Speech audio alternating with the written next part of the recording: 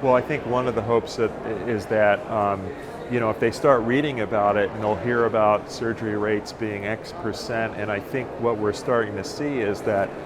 the more recently diagnosed patients' outcomes are better because of the availability of all these drugs. In fact, there was a poster today from, I believe it was one of the Japanese centers, and it showed that in their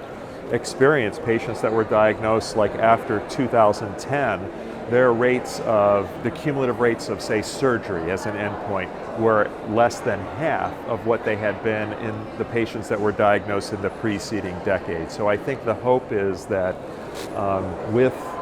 the availability of all these new agents, we've been able to, we actually are making changes in the natural history of the disease. And the other hopeful thing is that in the drug development pipeline, there's tons of drugs coming, and so in the next 3 to 5 years, you're going to see lots of new drugs with lots of new mechanisms of action, and so it can only be a good thing at this point.